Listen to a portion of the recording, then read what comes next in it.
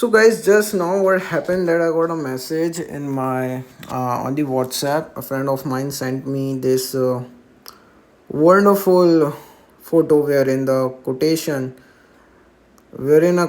is written, a quote or a saying is written, which says that to educate a man in mind but not in morals is to create a menace to society. Which basically means that, which is self-explanatory. I don't need to explain it. It is like education to the mind but not to the soul. Education of the of the academic curricular, scientific nature, but not that of ethics, morals and values, is a threat to the society, is very dangerous, right?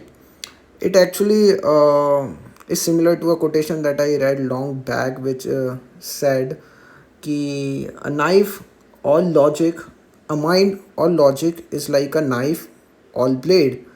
And it implicitly means that we also need emotions. We also need the values of kindness, sympathy, compassion, integrity, along with the rationality, the logic, the knowledge.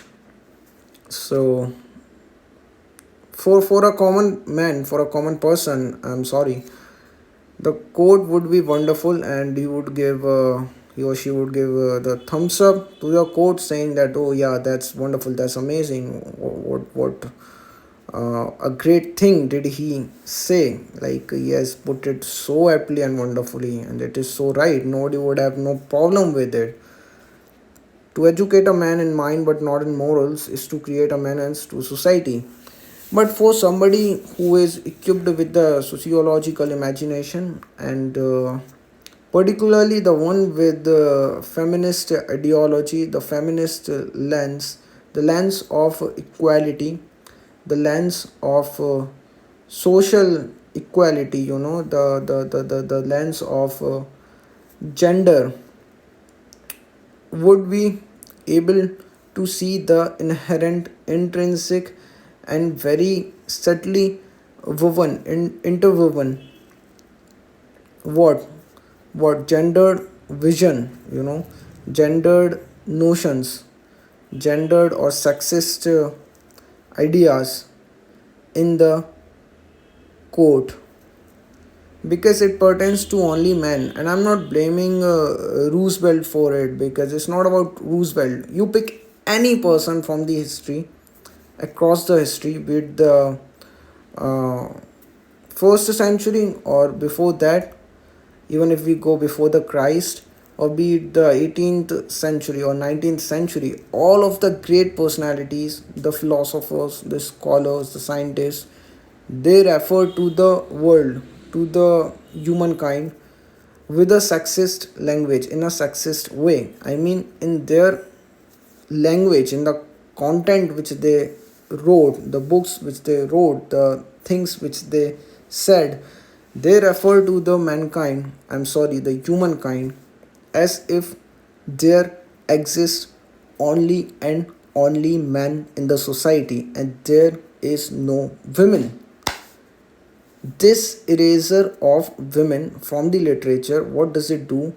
It, in a very subtle manner, indoctrinates the young minds, the students, the children, with the notions. It perpetuates the notions, the norms, that women are restricted to the domestic chores within the four walls of the house.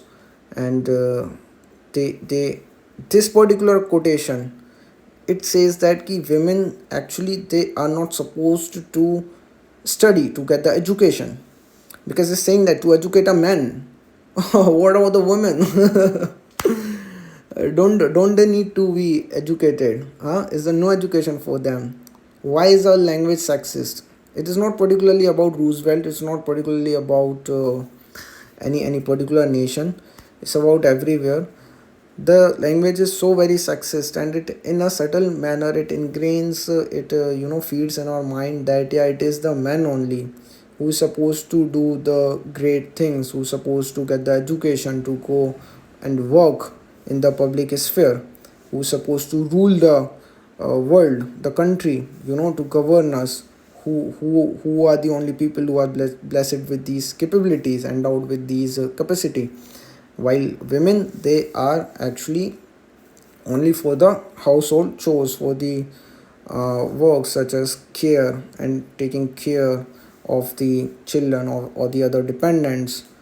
So this quotation was a fantastic, actually is a case study, is a case study. Next time whenever you see anything, then have this mindset that you are able to find out this sexist language. Sexist language means when there is sexism. Sexism is discrimination with the women, when you are pertaining to just one gender, and missing on the another gender, which is women, the 50% of the population. This sexism leads to their erasure from the history, from the literature, and thus from the society. So we are supposed to, it is our responsibility as the awakened citizen to recognize this thing whenever we read any literature, any book, to at least recognize it and not to repeat it, You must have noticed that when I was speaking, I used the word mankind, but then I corrected it to humankind, right? Because is the society, is the world only comprised of only the men? No, there are women as well, so we should refer to as humankind. Human, which is a neutral word, right? We say the policeman, right? Businessman. What do these words convey? That is it only the man who can run the business, not the women? Huh? Is it only the man who can be the police, not the women? Army man, soldier. When the word soldier come to our, it is soldier, right? Yeah, when the word soldier comes to our mind, then the picture that we make is of certainly a man. What does it show? The women not go and join the army? No, they are doing it, they are doing great. Firemen. What other are the